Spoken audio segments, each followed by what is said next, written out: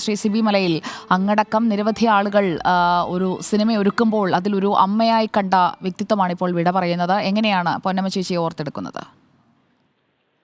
പൊന്നമ്മ ചേച്ചിയുമായിട്ട് ഒരുപാട് സിനിമകൾ ചെയ്ത അനുഭവമുണ്ട്, ഓർമ്മകളുണ്ട്. ആദ്യമായിട്ട് പൊന്നമ്മ ചേച്ചി എൻ്റെ സിനിമയിൽ അഭിനയിക്കുന്നത് തനിയാവർത്തനത്തിലാണ്. തനിയാവർത്തനത്തിൽ ഏറ്റവും ശക്തമായൊരു അമ്മ കഥാപാത്രത്തെയാണ് പൊന്നമ്മ ചേച്ചി അവതരിപ്പിച്ചത്. പിന്നീട് ഇങ്ങോട്ട് എൻ്റെ കൂടെ ഭരതവും ഹിസൈന സബ്ദുള്ളയും ദശരഥവും തുടങ്ങിയ ഒരുപാട് സിനിമകളുണ്ട്. എൻ്റെ ഒരു മിക്കവാറും സിനിമകളിലെ ഒരു സാന്നിധ്യമായിരുന്നു പൊന്നമ്മ ചേച്ചി. തീർച്ചയായിട്ടും നമ്മൾ മലയാളികൾ മൊത്തത്തിൽ ഒരു അമ്മ രൂപമായിട്ട് നമ്മൾ എപ്പോഴും മനസ്സിൽ കാണാവുന്ന ഒരു ഒരു ഒരു വ്യക്തിത്വമായിരുന്നു പൊന്നമ്മ ചേച്ചിയുടേത്. മലയാളികളെ സംബന്ധിച്ചോളം അമ്മ എന്ന വാക്കിൻ്റെ ഒരു ഒരു ഒരു രൂപമായിട്ട് പൊന്നമ്മ ചേച്ചിയെ കാണുന്നൊരു സാഹചര്യമുണ്ട്.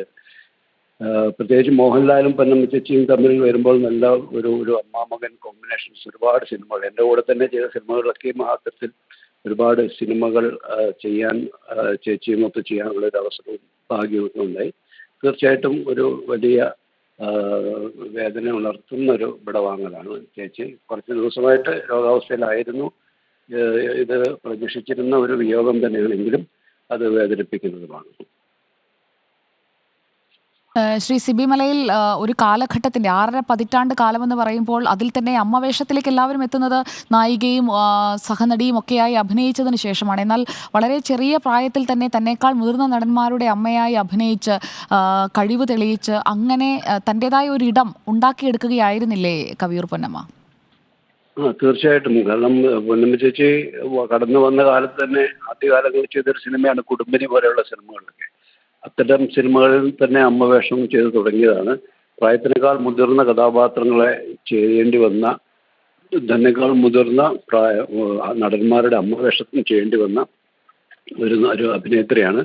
പക്ഷെ കഥാപാത്രങ്ങളുടെ ഒരു പ്രായ വ്യത്യാസങ്ങളോ അല്ലെങ്കിൽ അതിൻ്റെ കൂടെ അഭിനയിക്കുന്നവരുടെ പ്രായത്തെക്കുറിച്ചൊന്നും ബോധർ ചെയ്യാതെ തൻ്റെ മുമ്പിലേക്ക് വരുന്ന കഥാപാത്രങ്ങളെ മനോഹരമാക്കി ചെയ്യാൻ എപ്പോഴും പൊന്നമ്മ ചേച്ചി ശ്രദ്ധിച്ചിരുന്നു.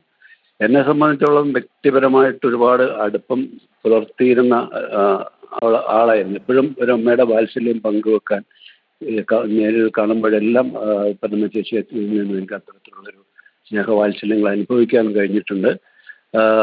ഈ ഒരുമിച്ച് സിനിമകൾ ചെയ്യുമ്പോഴുമൊക്കെയും ഒരുപാട് പഴയ കാലത്തിൻ്റെ ഓർമ്മകളൊക്കെ പങ്കുവെക്കുകയൊക്കെ ചെയ്യുന്ന അനുഭവങ്ങളുണ്ട്.